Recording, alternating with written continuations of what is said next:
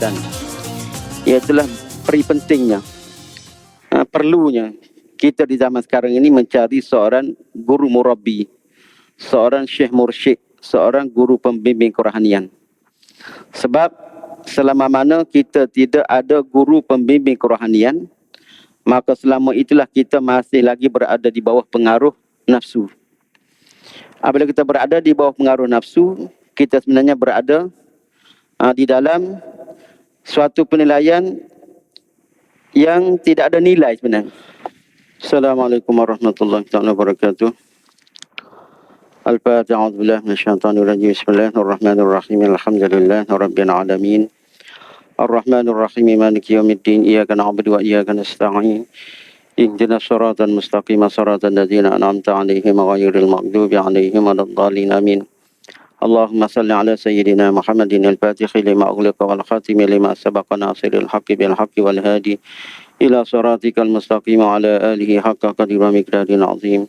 Salatan tabtalana biha babar ridha wa taysir wa tughliqu bi'ana abab syarri wa ta'sir wa takunu lana nabiyyan wa niyyan nasira anta waliyuna wa maulana fa'man mala wa ni'man nasir.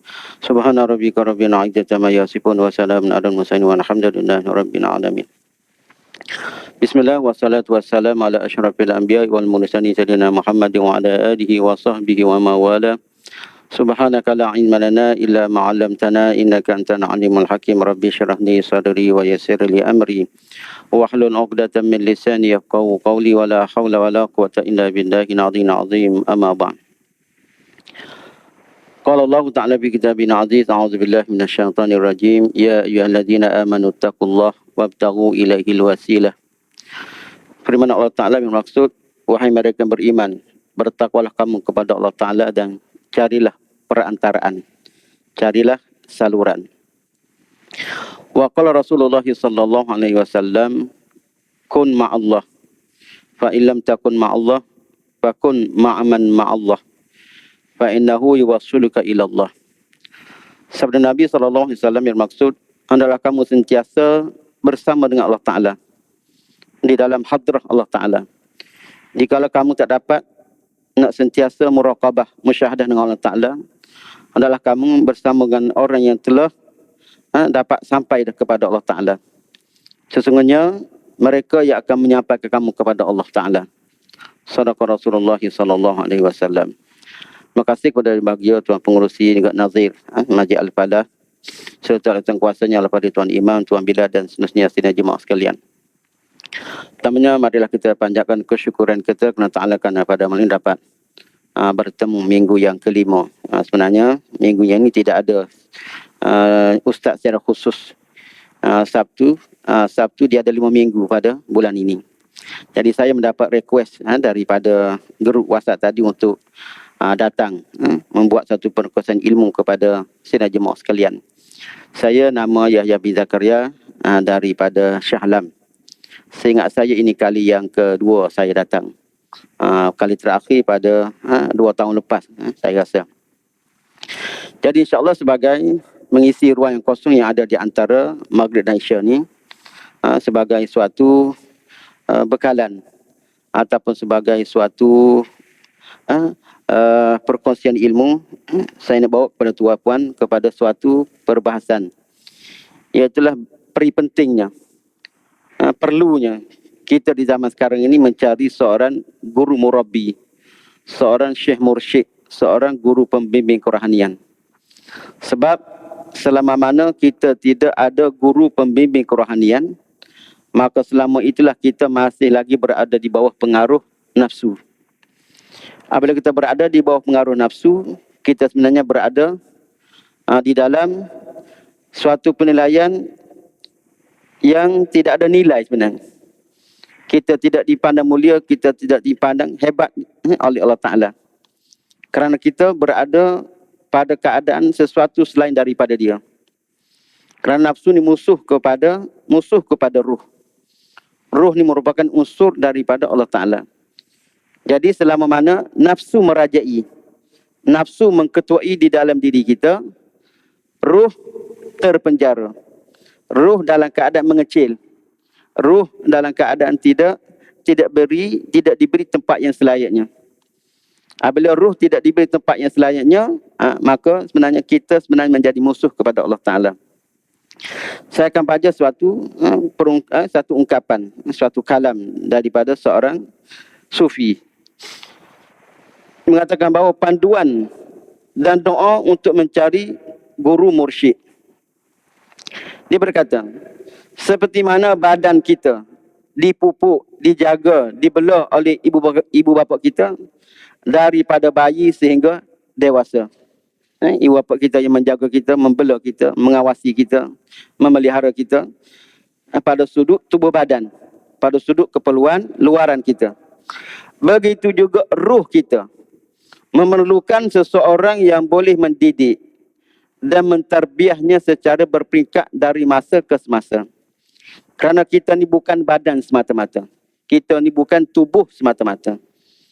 Kita sebenarnya ruh. Yang mana tubuh kita ni hanya sebagai suatu kenderaan, sebagai satu survivor. Pakaian kepada ruh. Itu saja. Tapi kita dalam keadaan sekarang lebih mengutamakan badan daripada mengutamakan ruh. Kita lebih pada sudut luaran. Maka inilah sebagai suatu musibah, sebagai satu bala kepada kita. Kita tidak menjaga, tidak beri bekalan, tidak beri suatu obat, rawatan kepada penyakit ruh. Tu. Jadi ruh ni dia perlu suatu pembelaan dan dia kena ada orang yang secara khusus mendidik, mentarbiah dia, menjaga dia. Pembimbing ataupun bapa rohani. Pembimbing ataupun bapa rohani ini disebut sebagai mursyid ataupun murabbi. Manakala ilmu yang diperlukan untuk membimbing dan terbimbing pula dipanggil sebagai ilmu tasawuf. Sebab itulah kita jangan semata-mata belajar ilmu syariat semata-mata. Nak perbetulkan pada sudut ibadat, syariat. Itu hanya sebagai suatu step, langkah pertama. Tapi selain daripada ilmu syariat, di dalam keutamaan kita ada ilmu tasawuf. Ilmu untuk memperbaiki pada sudut dalaman, pada sudut Quranian. Ilmu tasawuf pada peringkat bimbingan ini mempunyai beberapa nama. Beberapa nama lain. Antaranya ilmu tariqat, ilmu hakikat, ilmu ihsan, ilmu ma'rifat dan sebagainya. Berkata oleh Al-Imam Al-Ghazali, ilmu tasawuf adalah fardu ain. Kerana tidak sunyi seseorang itu daripada aib atau penyakit batinnya, melainkan para anbiya. Maksudnya suatu kewajipan, suatu fardu ain, suatu kemestian kita belajar ilmu tasawuf ini. Kerana kita tidak terselamat daripada penyakit ataupun aib batin ini. Dipanggil sifat-sifat mazmumah ni. Penyakit-penyakit hati ni. Kecuali para nabi, mereka terselamat daripada penyakit-penyakit hati. Kita ni yang tidak nabi, yang tidak wali ni lebih utama lagi untuk belajar tentang ilmu tasawuf untuk memperbaiki hati ni. Berkata Syekh Abdul Hasan As-Sazili, pengasas terdekat Saziliyah, dia berkata barang siapa tiada masuk di dalam ilmu ini, iaitu ilmu tasawuf, ilmu hakikat, ilmu tarekat, ilmu makrifat ini, ilmu ihsan ini, dan tiada mahir dengan seluk-beluknya, nescaya dia ditakuti mati atas dosa yang besar padahal ia tidak mengetahui akan yang demikian itu. Dalam lafaz mengatakan, dalam lafaz bahasa Arab, man lam yataghalghal bihadhil ulum mata musiran al-kabair wa huwa la ya'lam. Sesiapa yang tidak bersibuk-sibuk, tidak mengambil keutamaan belajar ilmu ini, dikuatiri dia mati dalam keadaan membawa dosa besar, dalam keadaan dia tidak tahu. Ini yang paling bahaya. Iaitu seseorang berada dalam SS, di dalam syuk sendiri. Ini penyakit yang paling bahaya. Ijabul mar'i binafsih. Sebagai suatu contoh kepada kita tentang ahwal yang berlaku kepada iblis. Iblis ini punca kejelekan dia kerana apa? Dia tidak belajar tentang ilmu tasawuf. Dia tidak ada guru murabbi yang membimbing dia. Dia bergerak di atas logik dia, di atas akal dia, di atas fikiran dia. Ini sebagai satu contoh kepada kita. Supaya jika kita nak selamat, lihatlah kepada ahwal yang berlaku pada iblis. Yang mana iblis ini, sebelum dia dilaknat, dikutuk oleh Allah Ta'ala, dia merupakan makhluk Allah Ta'ala yang mulia, yang hebat, yang baik. Dan nama dia asal bukan iblis. Nama dia asal di surat berhana asal dia, kalau boleh di tag di JPN. Nama dia Azazil, bukan iblis. Maksudnya satu level dengan nama para malaikat. Malaikat ni Mikail, Israfil, Israel, Jibril. Dia Azazil. Tapi dia bukan jenis malaikat. Dia jenis kejadian daripada bumi. Dia kejadian daripada api. Cuma nak cerita tentang kehebatan. Dan dia merupakan ketua kepada para malaikat sewaktu dahulu. Dia merupakan ilmuwan, pakar ilmu, seorang profesor, seorang mufti, seorang maha guru, tuan guru. Dan dia juga merupakan seorang ahli ibadat. Seorang ahli ibadat yang hebat. Yang mana menurut cerita tidak ada satu ruang pun di atas 7 petala langit, 7 petala bumi yang tidak ada kesan dia sujud. Nak cerita hebatnya iblis ini. Dia telah beramal kepada Allah Ta'ala selama 220,000 tahun, tuan-puan. 220,000 tahun.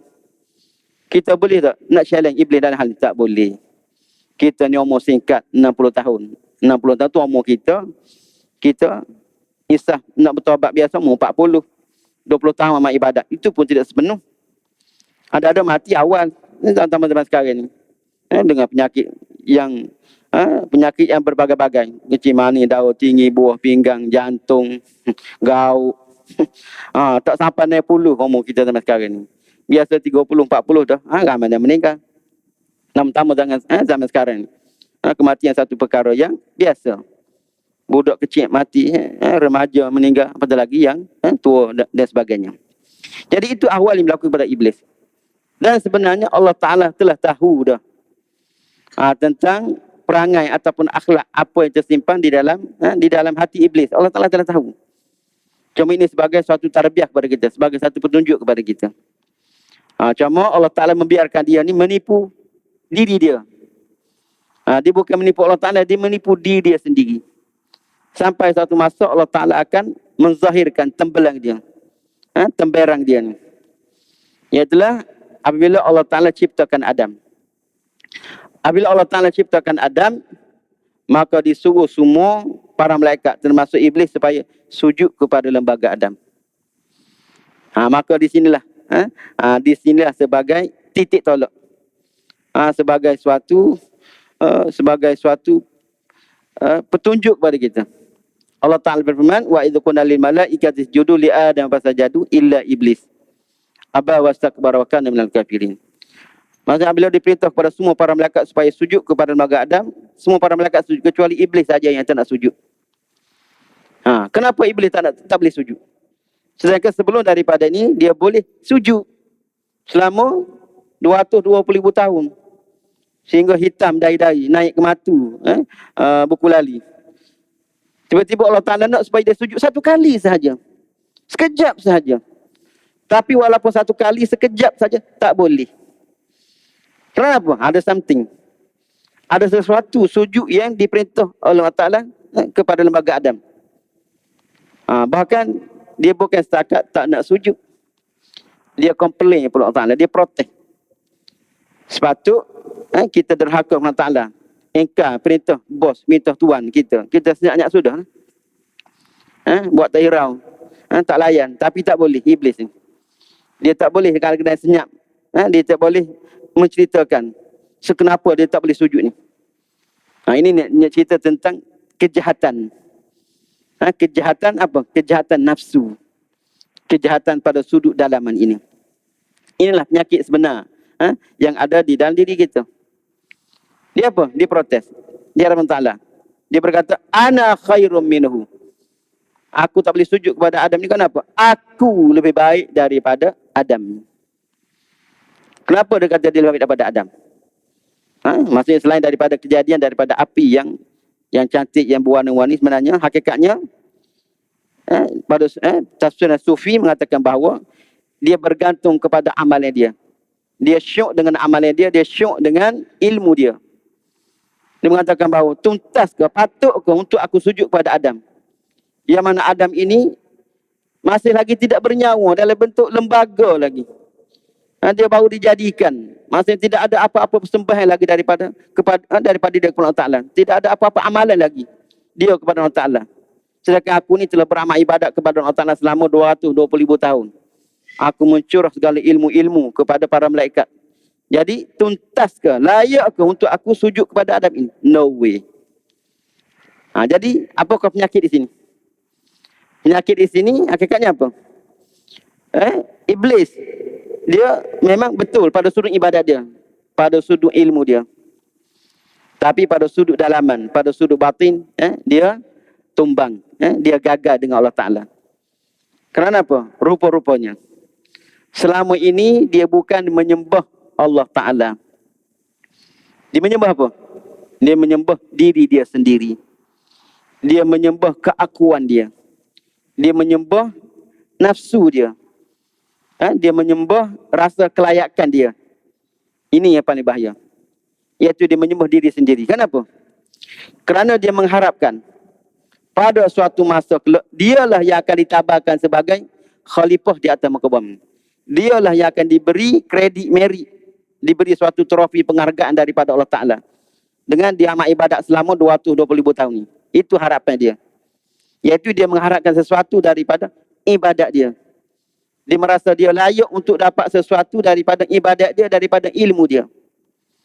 Ini suatu rasa yang dimurkai Allah Ta'ala.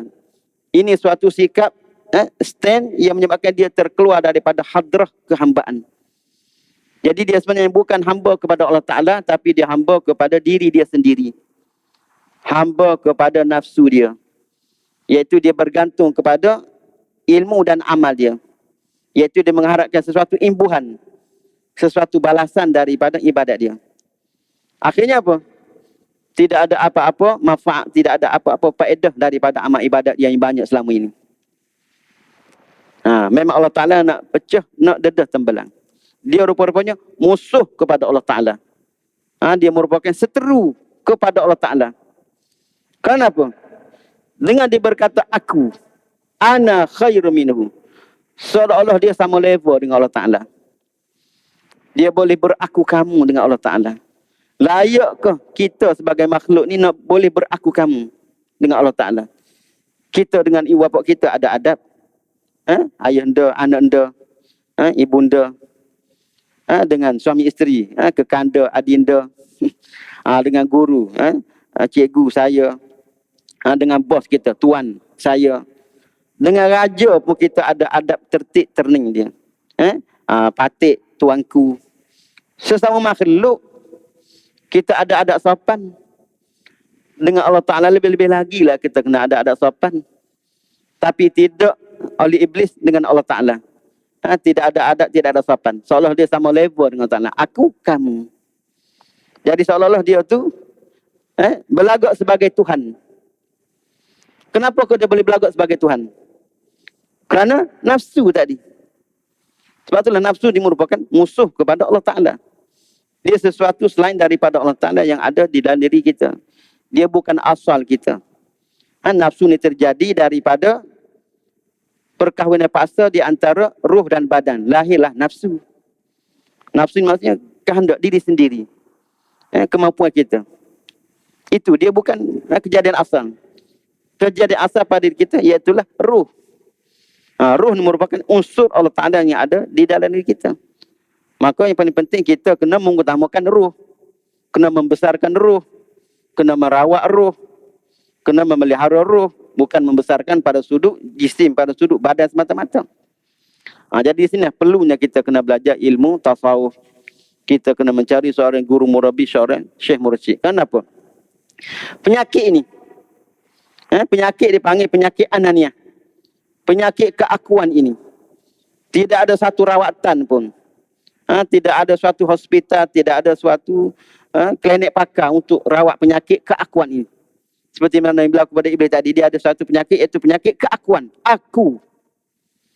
Inilah penyakit yang menjadi suatu matlamat utama mereka yang masuk dalam ilmu tasawuf nak buat penyakit ni. Penyakit ni tak dapat dirawat dengan ilmu kita. Tak dapat dirawat dengan ibadat kita. Satu-satunya rawatan, pakar kepada penyakit ini, iaitulah melalui tarbiyah daripada seorang guru murabbi, seorang syekh mursyid, seorang guru pembimbing kerohanian. Kerana mereka lah yang ada autoriti, mereka lah yang ada kebenaran, ada kemampuan untuk merawat penyakit ini. Selain daripada dia, tak boleh.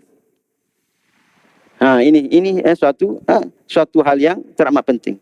Iaitu penyakit ini tak dapat dirawat kecuali melalui tarbiyah seorang guru murabbi yang dia ni telah hilang dah keakuan dalam diri dia. Memang dia layak. Seorang guru, siapa seorang murabbi, seorang syekh mursyid ni?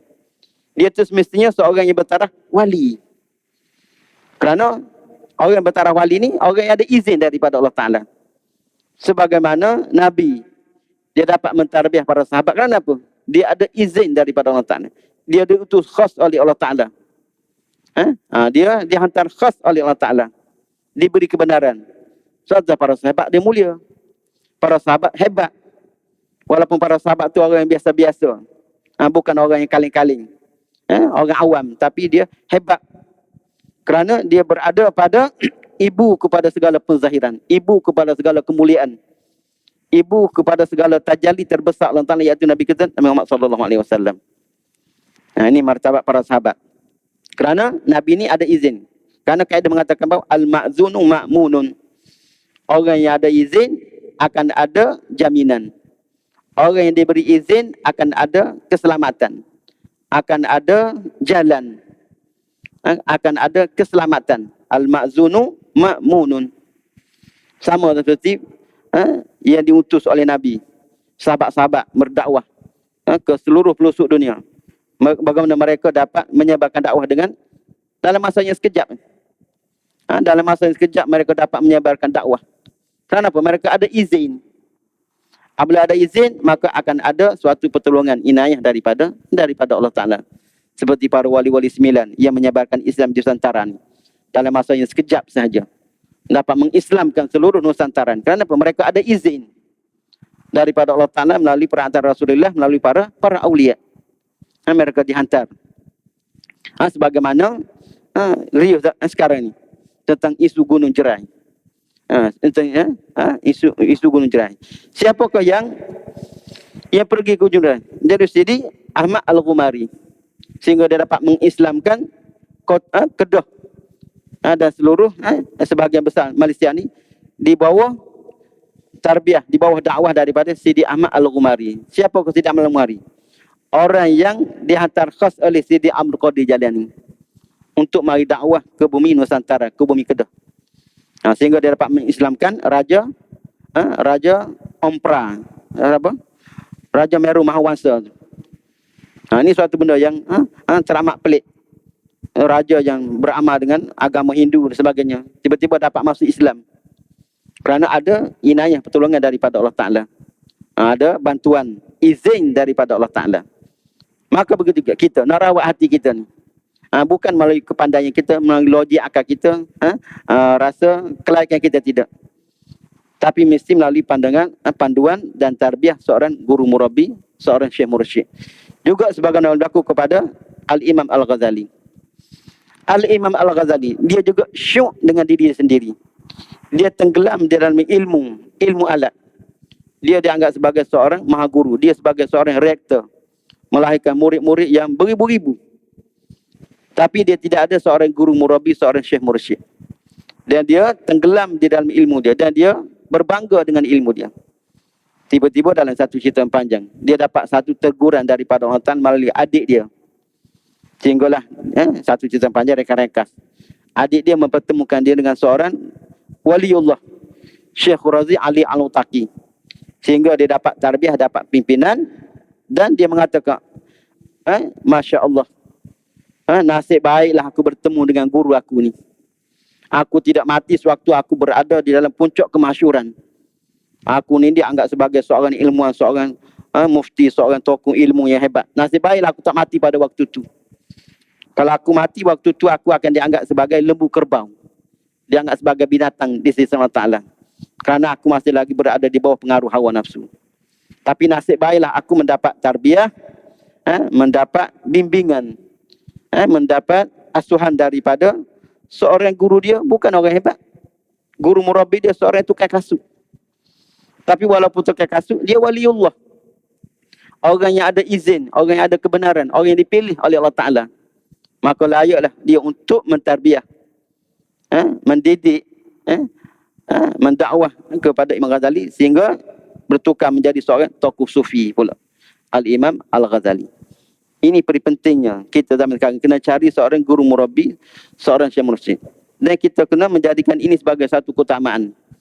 Sebagaimana kita, jikalau kita ada penyakit dalam diri kita, penyakit zahir, sama ada kecil manis, jantung, darah tinggi, kita akan berusaha untuk rawat supaya sembuh.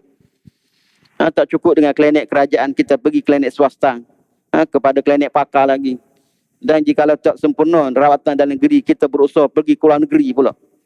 Pergi ke Amerika ke, pergi ke China ke, cari pusat rawatan. Nak sembuh penyakit zahir kita ni.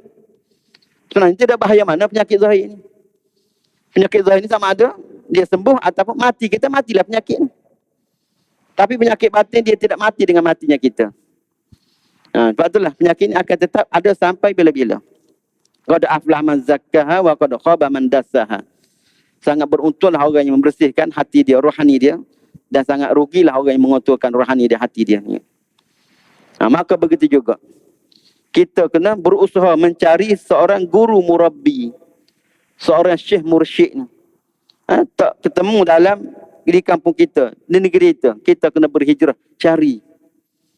Dan Sidi Abdul Qadir Jalil mengatakan bahawa jikalau kamu betul-betul nak bertemu dengan seorang guru murabbi syekh mursyid, kamu kena solat hajat selama 40 hari.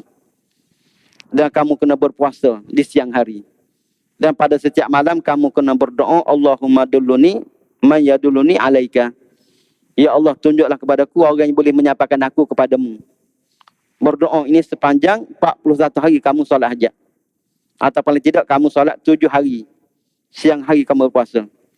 Ini sebagai suatu usaha ikhtiar. Kerana inilah kita nak rawat penyakit dipanggil penyakit rohani kita. Maka penyakit rohani kita ni tak boleh dirawat, tak boleh diobat kecuali melalui seorang guru murabbi, syekh mursyid dan sebagainya. Itu satu hal. Satu kalam aulia mengatakan bahawa dia kata jika benar dirimu merindui Allah Ta'ala, carilah pembimbing yang dapat menyucikan jiwamu, menyucikan tauhidmu daripada ketuhanan dirimu, menyembah dirimu, dan memperindahkan adabmu, bertali dengan syariatnya, membuahkan cahaya makrifat dan syuhud. Tiada lisannya mudah mengkufurkan, menyesatkan, mensyirikkan, memungkarkan hal khilafiyah dan membidahkan sesama muslim. Ini sifat seorang guru murabbi. Seorang yang tidak mudah untuk membidahkan, mengkufurkan, mensyirikkan seseorang. Zaman sekarang ni ulama-ulama, sesama ulama sentiasa bergaduh, sentiasa membidahkan sesama masing-masing, menyesatkan sesama masing-masing. Jadi seorang guru murabbi yang sebenar, lidah dia terpelihara daripada mengutuk sesama muslim ini. Lantaran kuat padanya cahaya kasih sayang dan halus adabnya dalam menghukum, dan tiada ia mencari manusia padanya. Murabbi seperti ini saja yang mampu membentuk jiwa dan peribadinya menjadi baik dan benar. Dengan mereka kita berabitah dalam menuju Allah Ta'ala. Lagi, telah berkata oleh Al-Qutbul Maktum, Syekhuna Sidi Ahmad Muhammad At-Tijani radhiyallahu anhu, mengatakan bahawa barang siapa yang menyedari kewujudan mereka, siapa? Iaitu wali-wali Allah Ta'ala, dan mengambil faedah daripada mereka dengan bersuhbah dan berdamping dengan mereka dan mengharapkan madad ilahi terus melimpah kepada dirinya pada masa hayatnya, sesungguhnya dia adalah orang yang beruntung kerana memperoleh limpahan madad yang mengalir ke atas dirinya daripada Allah Ta'ala melalui orang-orang pilihan. Kita kena ingat bahawasanya ilmu Allah Ta'ala ni dia akan tetap sentiasa turun daripada hadrah Allah Ta'ala. Segala limpahan-limpahan, segala madad-madad, fuyudat, ilmu-ilmu, rahsia-rahsia daripada Allah Ta'ala akan tetap turun, akan tetap berlangsung sampai ke hari kiamat. Bukan ilmu-ilmu, rahsia-rahsia, madad-madad, limpahan ini, asrar-asrar turun pada masa Nabi sahaja, tidak. Wahyu-wahyu turun pada masa Nabi, tidak. Wahyu-wahyu juga turun selepas daripada kewafatan Nabi. Cuma dia tidak panggil wahyu syariat, tidak panggil wahyu hukum. Dia turun dalam bentuk nama yang lain. Dia panggil suatu limpahan, suatu madat, rahsia-rahsia, dia juga dipanggil sebagai wahyu ilham yang diberi kepada para wali-wali. Ingat, wali-wali ini dia menerima wahyu daripada Allah Ta'ala. Cuma bukan wahyu hukum, bukan wahyu syariat, bukan wali-wali bawa agama baru, tidak. Agama telah statik, telah kekal. Yang haram tetap haram, yang halal tetap halal, tidak berubah. Tapi cita rasa baru dalam memahami agama akan tetap ada sampai bila-bila. Turun melalui perantaraan para awliya-Nya. Allah Ta'ala tetap bagi wahyu. Sebab itulah kita kena faham dalam sudut perkara ini. Tentang ilmu-ilmu para awliya. Mereka dapat ilham. Dapat, umpamanya apa? Dalam kaedah berzikir. Dalam kaedah berzikir. Kalau dahulu berzikir, seperti mana kita solat maghrib tadi. Itu dipanggil zikir. Zikir Fatimah. Subhanallah, subhanallah, Allahu Akbar. Itu dipanggil zikir syariat. Zikir-zikir ni maksudnya dia tidak khusus kepada satu zikir saja. Zikir ni suatu yang luas. Iaitu turun melalui jalan para awliya.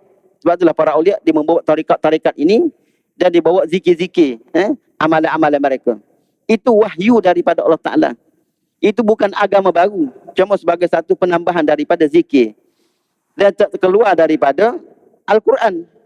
Al-Quran mengatakan bahawa ya illadzina amanu zkurullaha dzikran katsiran. Wahai mereka beriman, berzikirlah kamu dengan zikir yang banyak.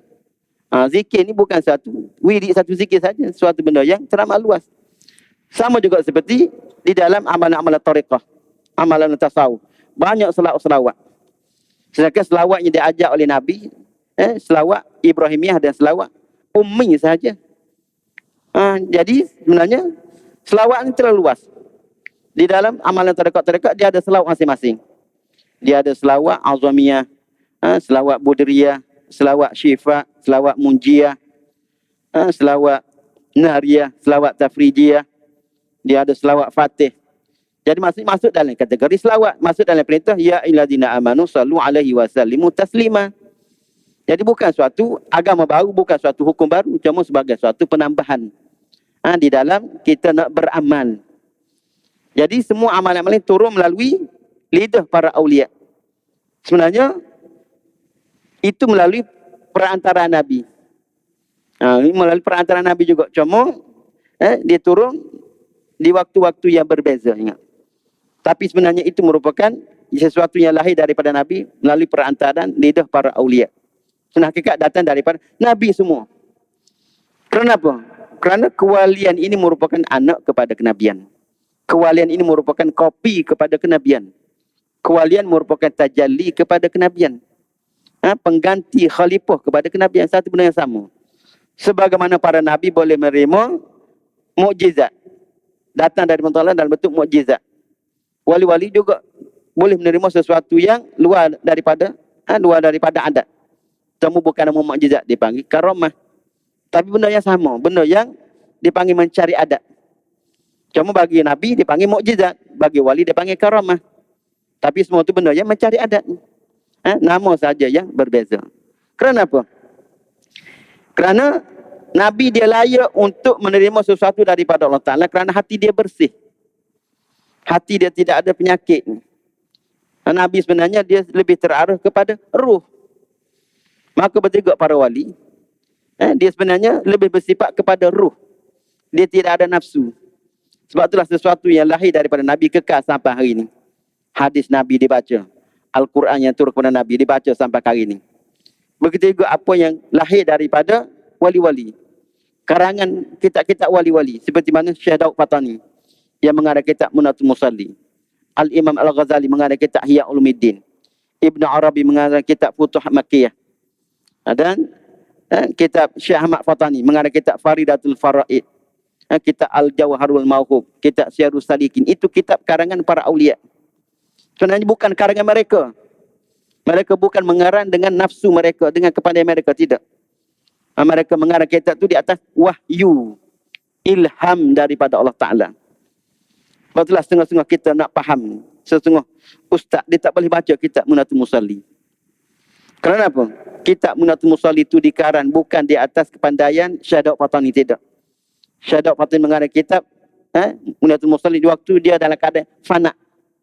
Dia dalam keadaan jazbah. Dia dalam keadaan bersatu dengan Allah Ta'ala. Sebab itulah setengah-setengah kita tak dapat faham.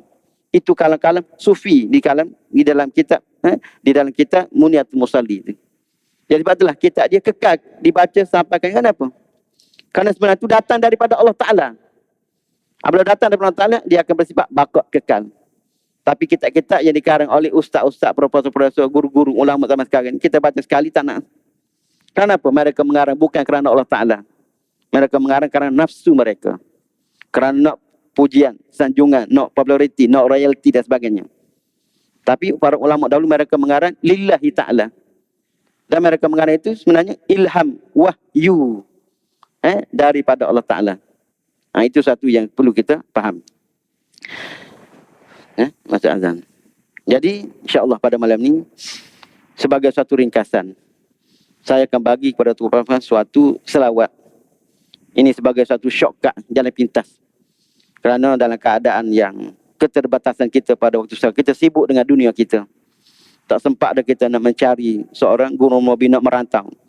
Kalau dahulu di kalangan sufi-sufi, para aulia, mereka merantau mencari guru murabbi.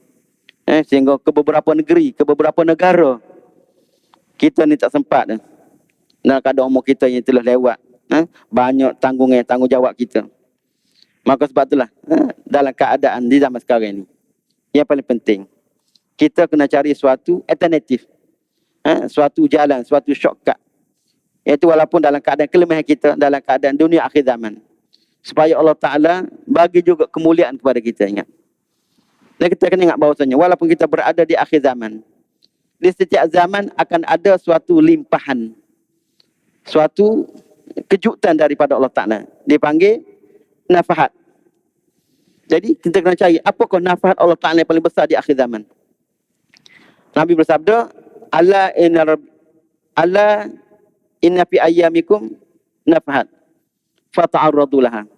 Ingatlah hari-hari di sisi kamu akan ada suatu nafahat, suatu semburan, suatu pemberian daripada Allah Ta'ala. Maka hendaklah kamu bersedia untuk menerima satu limpahan. Maka tidak adalah nafahat yang paling besar yang Allah Ta'ala turun di akhir zaman. Menurut ijtihad para ulama sufi, suatu selawat dipanggil Salawatul Fatih. Itu merupakan sebagai suatu nafahat Allah Ta'ala yang paling besar di akhir zaman. Maka sangat beruntunglah jikalau ada sesiapa yang beramal dengan selawat ni. Sebab selawat ni dipanggil selawat hakikat, selawat makrifat, selawat rahsia, selawat awliya. Sebagai suatu jalan untuk kita ni dapat suatu futuh, suatu pembukaan daripada Allah Ta'ala, suatu kejutan daripada Allah Ta'ala. Dan secara realitinya, mana-mana selawat, dia merupakan sebagai suatu jalan untuk kita dapat suatu pembukaan daripada Allah Ta'ala. Mana-mana selawat. Sama ada selawat Ibrahimiyah ke, selawat Ummi ke, selawat Syifa ke, selawat Munjiah ke, selawat Azamiyah ke, selawat Nariyah ke, selawat Tafrijiyah ke, berbagai-bagai selawat. Itu sebagai suatu jalan untuk kita dapat pembukaan daripada Allah Ta'ala. Cuma di antara selawat-selawat tersebut ada dipanggil selawat ibu. Ketua selawat di dalam medan hakikat. Supaya kita ditarik, dipilih oleh Allah Ta'ala. Kenapa? Seorang sufi mengatakan bahawa man ishtaghala bis salati ala nabi huwa min a'zami asbabil fatih ala al-abdi wa qad wasala bi al-ma'rifah kathir min al-alya wa lam yakun syaihun ghairu dhalik. Sesiapa yang bersibuk-sibuk mengambil keutamaan dalam kehidupan dia, banyak berselawat kepada Nabi SAW, maka itu dianggap sebagai sebesar-besar jalan, seampuh-ampuh jalan untuk dia dapat suatu tarikan, suatu futuh, pembukaan, kurniaan daripada Allah Ta'ala. Kerana telah terbukti ramai di kalangan yang dapat jadi wali. Di kalangan hamba-hamba dia yang dapat jadi wali walaupun mereka tidak ada guru murabbi, seorang syekh mursyid. Kerana mengikut skill biasa. Seseorang itu dapat jadi wali, dapat dibersihkan nafsu dia melalui jalan guru-guru, dapat tarbiyah daripada guru. Tapi melalui jalan selawat ni dia luar tabi'in. Dia sebagai satu jalan pintas, shortcut aqrabit turuq. Dia sesuatu yang tidak perlu pada guru. Tapi dengan berguru lagi utama. Dengan berguru lagi utama, lagi cepat untuk dia dapat suatu pembukaan. Jadi walaupun tidak ada guru, maka selawat ni sebagai satu jalan sementara. Sehingga dia dapat bertemu dengan seorang guru murabbi, seorang syekh mursyid. Pernah ditanya kepada Sidi Ali Jumaah. Masih ada lagi sekarang. Dia seorang ulama Azhar, seorang sufi, seorang wali. Dia pernah ditanya oleh murid dia. Apabila dia menceritakan tentang kelebihan, tentang keistimewaan, tentang keutamaan kita kena mencari seorang guru murabbi, syekh mursyid. Kita kena bertasawuf, kena bertarikat dan sebagainya. Maka guru anak murid dia teruja. Rasa tak puas hati. Rasa minat. Dia kata, wahai syekh, aku faham dah yang kamu katakan tentang kepentingan kita mencari guru murabbi, syekh mursyid. Tapi bagaimana zaman sekarang kita nak bertemu dengan seorang guru murabbi, syekh mursyid ni? Bagaimana langkah, bagaimana formula, kaedah untuk kita dapat bertemu dengan guru murabbi, syekh mursyid zaman sekarang ni? Maka Sidi Ali Jumaah dengan tegas mengatakan bahawa dapat dipertemukan dengan guru murabbi, dengan syekh mursyid, dengan guru kerohanian. Yang mana sebenarnya siapa guru murabbi, syekh mursyid ni? Orang itu wali. Bukan semata-mata kita letak seorang itu sebagai murabbi ummah, seorang mursyid, seorang guru. Tidak. Kita dapat dipertemukan dengan seorang murabbi, mursyid ni, itu kerja Allah Ta'ala, itu urusan Allah Ta'ala, bukan urusan kamu. Sebab itulah kita jikalau dipertemukan dengan mana-mana guru murabbi, syekh mursyid yang boleh membimbing kita, kita sebenarnya dapat lebih daripada belerang merah di zaman sekarang ni. Sebagaimana sukarnya seseorang nak bertemu dengan belerang merah. Apa belerang merah ni? Belerang merah sifat dia apa? Dia boleh menukar sesuatu. Apa sifat belerang merah ni? Tak temu dalam sekarang ni, belerang merah teramat sukar. Tapi jika kita dapat bertemu dengan belerang merah, sifat belerang merah ni dia dapat menukar besi tembaga menjadi emas. Maka betul juga jika kita dapat tunggu wali, wali tadi boleh menukar kita, membersih hati kita, mendidik ruh kita. InsyaAllah kita sambung lepas pada azan. Jadi itu merupakan nasihat daripada Sidi Ali Jumaah. Iaitulah mencari dapat dipertemukan dengan murabbi, syekh mursyid itu bukan tugas kita, itu kurniaan, anugerah daripada Allah Ta'ala. Cuma usaha kita, ikhtiar kita iaitulah dengan berselawat, itu kerja kita. Sehingga Allah Ta'ala pertemukan kita dengan mana-mana murabbi. Dia terbukti satu cerita yang berlaku di Mesir suatu ketika dahulu. Seorang pelakon seksi Mesir tahun 80-an dahulu.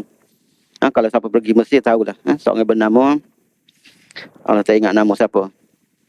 Tapi dia ni pada suatu ketika diberi suatu tugas untuk melakonkan watak Rabi'ah Adawiyah dalam satu filem. Maka bila diberi tugas untuk melakukan watak Rabi'ah Adawiyah, dia kena berpakaian menutup aurat. Dan dia sebenarnya tidak menutup aurat, dia pelakon seksi. Pelakon seksi Mesir. Tapi sebagai memenuhi skrip filem, dia kena terpaksa pakai penutup muka, pakai jubah yang menutup aurat semua.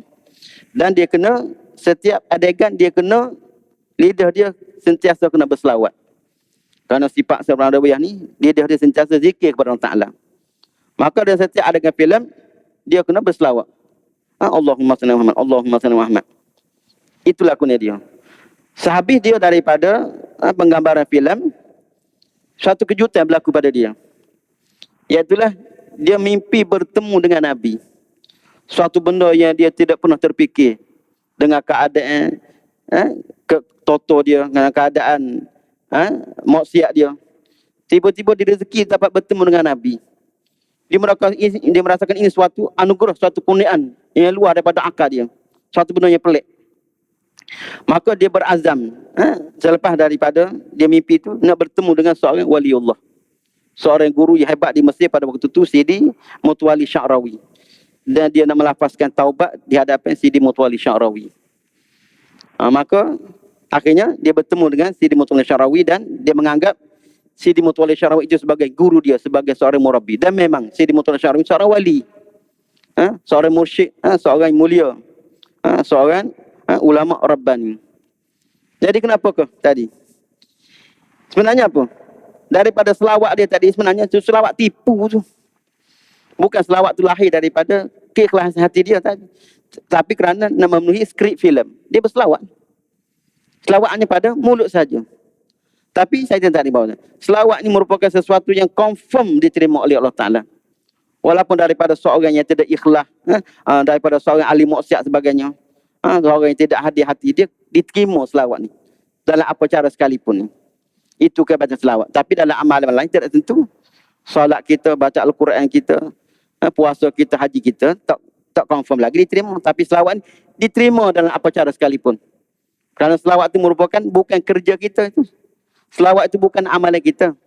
Selawat itu merupakan amalan Allah Ta'ala. Rutin Allah Ta'ala. Inna Allah wa malaikatahu yusalluna nabi. Jadi adakah Allah Ta'ala tak boleh terima amalan dia? Mesti Allah Ta'ala terima amalan dia. Sebab itulah amal selawat tak perlu pada ikhlas. Tak perlu pada khusyuk. Kalau ikhlas, khusyuk tu lebih-lebih lagi. Hadir hati lebih-lebih lagi. Tapi selawat diterima dalam apa cara sekalipun. Walaupun selawat tipu tadi. Jadi walaupun dia selawat tipu, dia panggil siapa nama tak ingat. Seorang pelakon tadi. Diterima oleh Allah Ta'ala. Akhirnya dia bertaubat. Dan dia dapat pimpinan daripada Sidi Mutawalli Sya'rawi. Seorang ulama Rabbani, seorang sufi. Bukan inilah. Dikatakan sebagai kerja kita selawat. Mudah-mudahan kita dapat ditemukan dengan mana-mana guru Murbi Syah Mursyid. Selawat yang ada pada tuan itu dipanggil selawat Fatih. Selawat Fatih ni tidak asing daripada kita. Selawat ni ada dalam kitab Munatul Musalli. Ada dalam kitab Syiarus Salikin. Ada dalam kitab Al-Jawharul Mawhub. Ada dalam kitab Perkunan Syekh Arsyad Banjari. Menurut sejarah, selawat ni dibawa ke Nusantara oleh 3 orang ulama. Ulama ummah, ulama hebat ni. Syekh Arsyad Banjari, Syekh Dok Fatani dan Syekh Tawan Ali Kutan. Inilah orang yang membawa selawat ni ke Nusantara. Itu kali pertama. Kali kedua, selawat ni dibawa oleh Syekh Fadil Bantani. Iaitu dia merupakan sebagai penasihat kepada Sultan Abu Bakar di Johor suatu ketika dahulu. Ini kali kedua datang. Dan kali ketiga selawat ni datang melalui seorang ulama Maghribi, Sidi Ahmad Al-Hadi Al-Hasani. Dan inilah sanad yang saya terima. Sanad melalui saluran tarikat Tijaniyah. Kalau saluran pertama daripada tarikat Sammaniyah. Saluran kedua Syekh Fadil Bantani juga daripada tarikat Khaujakan. Jadi ini merupakan sebagai suatu selawat aulia, selawat hakikat, selawat makrifat mudah-mudahan. Jadi mudah-mudahan jadi amalan ini Allah Ta'ala buka bagi suatu kekuatan kepada kita. Sebab itulah Sidi Ahmad Tijani mengatakan bahawa lakinun nas salatil fatil ma'ughliqa liyamutu 'alal iman. Kamu ajarlah selawat Fatih kepada siapa-siapa. Keluarga kamu, jiran kamu, rakan sejabat kamu, keluarga kamu selawat ni supaya apa? Supaya mereka mati membawa bekal iman. Selawat juga merupakan sebagai satu selawat yang cepat untuk kita dapat satu pembukaan. Iaitu kita dibuka dengan pintu hakikat Nabi SAW. Selawat ni juga dikenal dengan selawat Miftah Hakikat Muhammadiyah. Saya akan baca pada sudut sanad dia.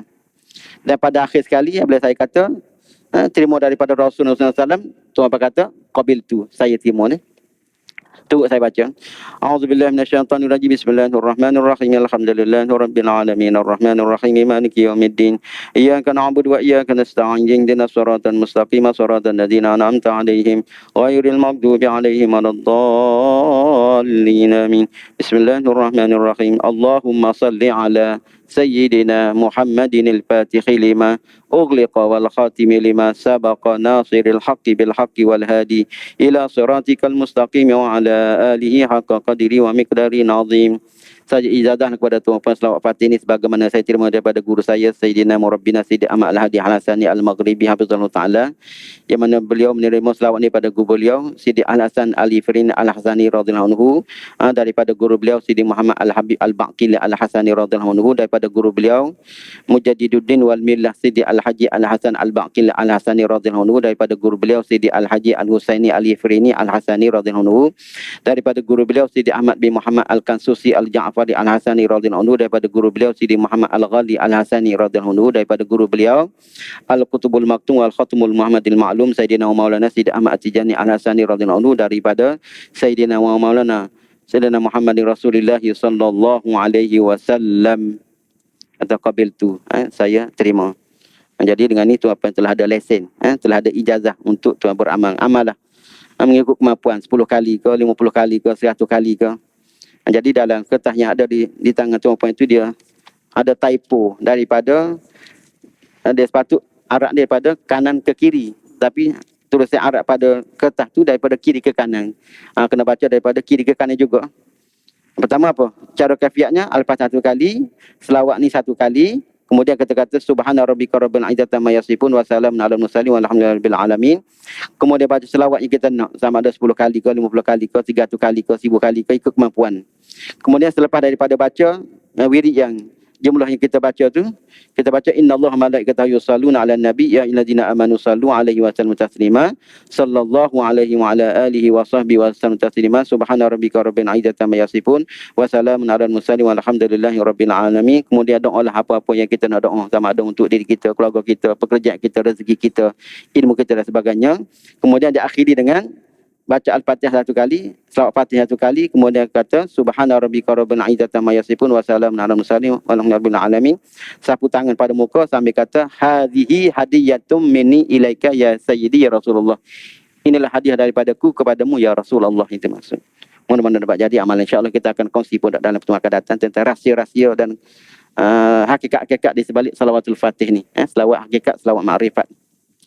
Inna Allah malaikatahu yusalluna 'alan nabiyyi ya ayyuhallazina amanu taslima sallallahu alaihi wa ala alihi wa taslima subhana rabbika rabbil izzati amma yasifun wa salamun alal mursalin walhamdulillahi rabbil alamin.